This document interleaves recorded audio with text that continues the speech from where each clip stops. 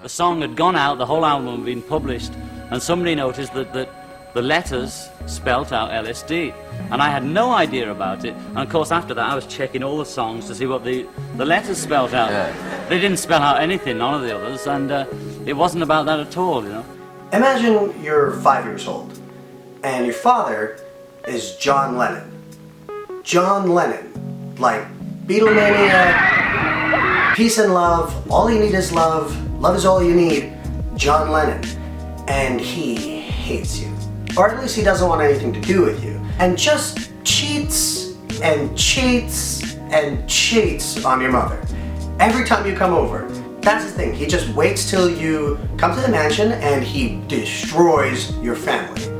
But you're 5 and don't have the emotional resources to deal with how horrible your life is at the moment and probably will be. So you just draw really disturbed, self-escaping images of you and your mom cowering in fear of this dark, resentful, bespectacled, childhood trauma scribbling as he casually destroys any hope of you having a normal life.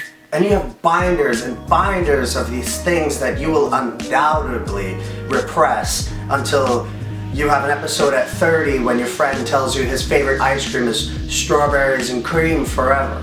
I mean, I appreciated the man's music very much. I think he and the rest of the guys in the Beatles were phenomenal. But as a father, I don't have much respect for him at all, and as a person to some degree. So you're all kinds of messed up, but one day you meet this girl, and her name is Lucy O'Donnell, and she's lovely, and you're enamored with her. You throw paint across the classroom to each other, and you really hit it off. And out of all that pain that your little heart is repressing and pushing down, aging you like some sort of 5-year-old Benjamin Button type of house elf, your miserable drawings see a glimmer of light. They start to become hopeful, happy, almost cheerful. You feel a joy for the first time in as far as you can remember. And the world seems to be getting better and better. So you're at your dad's place and just mindlessly drawing circles as he ignores you and walks around talking about walruses or some nonsense. And something catches his eye. He turns to you slowly and you think, this is it. I will be the apple of his eye, I'm sure of it. He stops behind you at your desk. And he asks you, what have you got there, boy? As a picture of Lucy O'Donnell sticks out amongst the hellscapes that you previously rendered. You mutter shyly, it's Lucy. He stares blankly at you. It's Lucy in the sky with diamonds, Papa. His eyes shimmer. He beams at you a smile he only shares with his favorite wall. And he says, that's just beautiful, son. I'm gonna write a song about that immediately.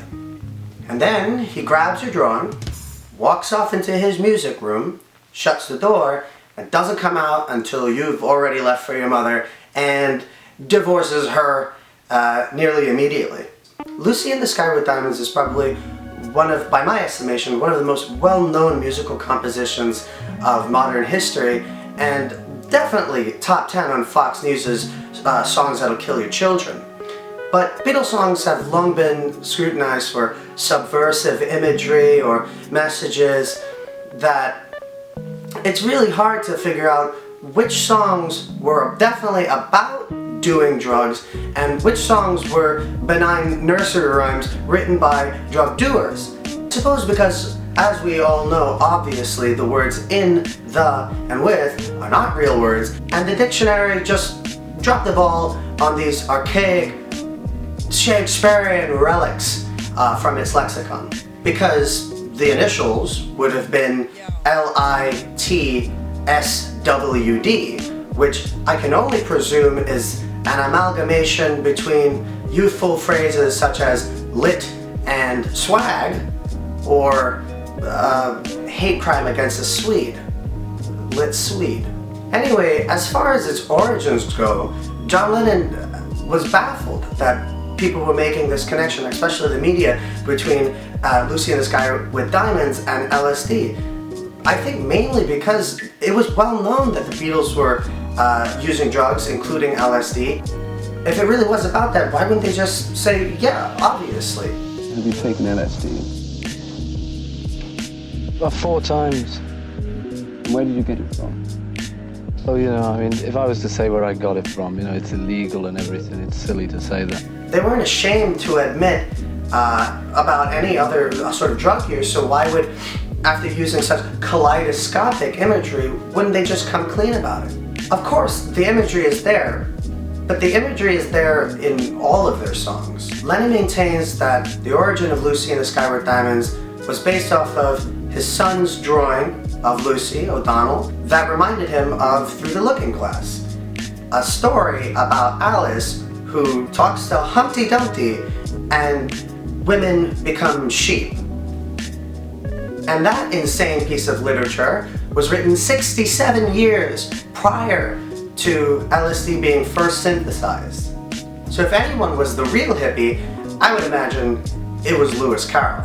And the true origins of Lucy in the Sky with Diamonds is about a drawing by a son whose father was on LSD.